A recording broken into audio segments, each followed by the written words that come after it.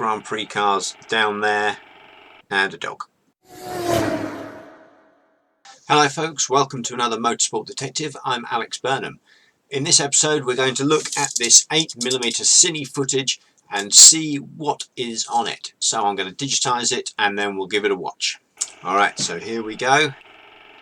And straight away in with some motor racing. It's very poor quality, grainy black and white image. I think they're sports cars.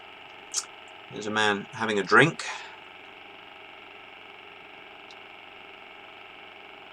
Now we're looking down on the grid, and all that fencing in the background, horse racing circuit, they're Grand Prix cars. So I think this might be British Grand Prix at Aintree.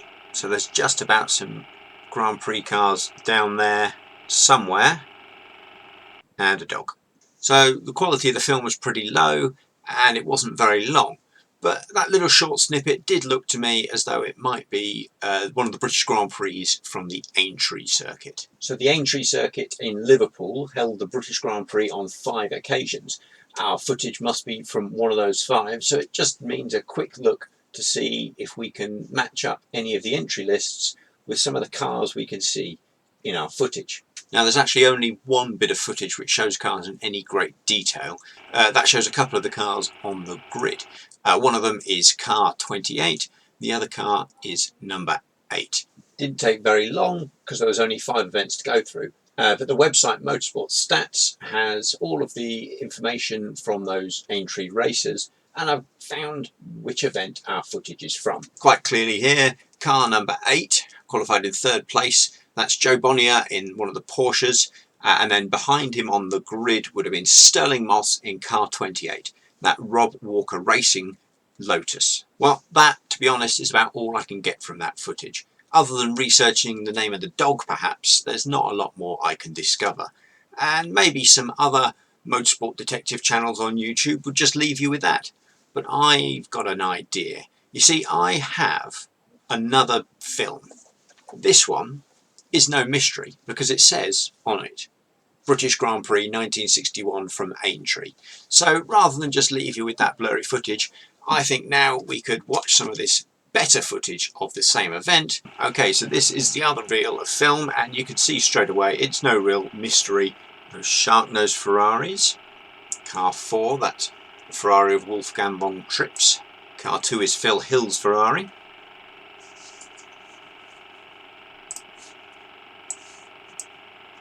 So what I thought I'd do is I would look up a period report for the race and see how well it tallies up with my footage. So I've gone onto the website of the magazine Motorsport, and they have in their archive the original race report from 1961. So here we see practice from Thursday. I know this because the weather's good. It says in the Motorsport article how weather started fine, if a bit windy and cloudy, but slowly deteriorated over the weekend. So as it's nice weather, this must be earlier in the week practicing. Coming into this British Grand Prix, Ferraris had really been the class of the field. They had more power and they had a very sorted chassis, which meant that they were easily a match for anything else. Because of their lack of power, the British teams have been looking towards Aintree as a chance to maybe catch up, thinking that those tight twisty circuits and shorter straights might suit their cars better. Practice quickly showed, however, that Ferraris was still in charge, with the Motorsport magazine article saying how horsepower matters on any circuit. That's Tony Brooks's BRM car 22 and teammate Graham Hill discussing racing lines or setup of cars. Car 14 is Bruce McLaren in that Cooper. And there's Jim Clark in the Lotus pits. It's interesting to look at these pits and see how different they are to modern day Grand Prix pits. And these guys working out in the fields, adjusting cars on the side of the track out of small race lorries, compared to modern day F1 in their garages with the huge motorhomes and all the rest of it. So back on track for another practice session. Car 16 is Innis Island. And that 59.8 was a reference to the lap time, 1 minute 59.8 being a very good lap here. with some struggling to get under the 2-minute mark. Motorsport magazine archive notes how lots of cars had identical times, and this was because the official timekeepers were only measuring to 1/10 of a second rather than going into the hundreds or thousandths of a second as they do in modern motorsport. Now we see the weather closing in, and those puddles in the car park were replicated on track, resulting in off-track excursions such as that. The rain would get steadily worse as the weekend progressed, meaning that all cars would be running on Dunlop wet weather tyres. We're now in the practice sessions on the Saturday, and because of the wet weather nobody's times were going to improve, meaning that the grid would have been formed by practice sessions from earlier in the week, and this was just a chance for the drivers and the teams to get a handle on wet weather setups and how the circuit was to drive. Car 6 there, that's American Richie Ginther in the Ferrari. Here's Sterling Moss hopping into his Lotus, privately run Lotus, entered by the Rob Walker racing team, who were also running a very interesting four-wheel drive Formula 1 car on this weekend. It was the one and only time that the Ferguson four-wheel drive Formula 1 car would run in an official Grand Prix. Sporting both front engine and four-wheel drive, meaning it was the first four-wheel drive car and the last front engine car to enter an official Grand Prix. Disappointingly, we don't seem to have any footage of it, however.